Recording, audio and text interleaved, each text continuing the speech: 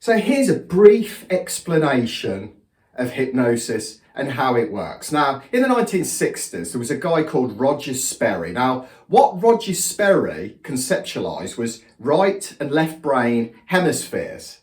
Now, in short, the left-hand side of the brain is the brain which takes care of analytics, mathematics, the logical thinking brain. Then we've got the right-hand side of the brain. Now, the right-hand side of the brain, that takes care of all of our emotional side, our creativity. Now, the problem that we get is, of course, when we're faced with tricky situations that cause us anxiety and stress, we go into what's called the fight, flight, freeze stage. That's fight, flight, freeze.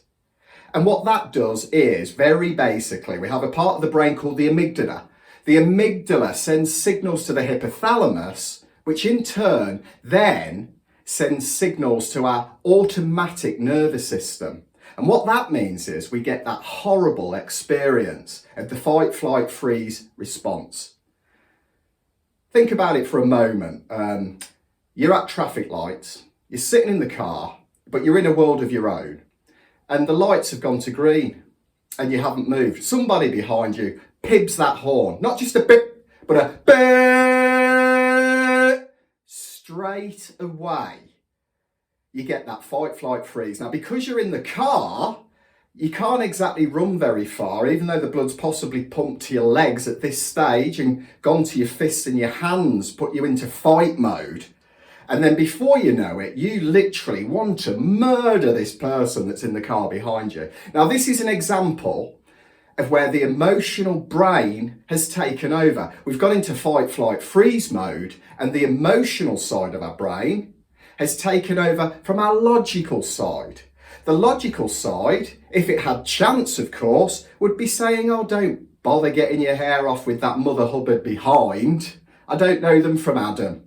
And all they're doing is pressing a button on their steering wheel, which is activating the noise, which is then winding me up a treat. No, we don't do that. The emotional side of the brain takes over and we're in this horrible fight, flight, fright, feel like murdering somebody, and it really isn't very good. And you know the problem is it can take hours of your day to get back on a nice, calm, relaxed level again. Now, hypnosis is brilliant because it gets to work fast. Not only in the situation I've just given you, if you've got to do a public speech, if you're afraid of spiders. In the UK, it's that time of year now in September where spiders are coming in. It will help you. If you've got an addiction, you're addicted to alcohol or drugs or smoking or gambling or watching TV or food. Many of us get addicted to food and we eat too much food for the sake of it. So how hypnosis works is you become into a calmer state. The hypnosis works from the inside out. The hypnotist, i.e. me, I'm just giving you the suggestions, the positive suggestions, and I'm allowing you the space to get into the wonderful, wonderful hypnotic trance. You're doing all the work. Hypnosis is something that happens in all of us, and all hypnosis is self-hypnosis. So how it works is you get into this wonderful hypnotic state, and from that, the byproduct from that is that you become deeply calm and relaxed, and your subconscious mind, that wonderful, powerful subconscious mind, is then open to the positive suggestions that we feed it. And the results are phenomenal. They really are. What we're doing is we're actually changing the neurology of your brain. We're creating positive neural pathways which then develop and change, because your wonderful brain has what we call plasticity, neuroplasticity.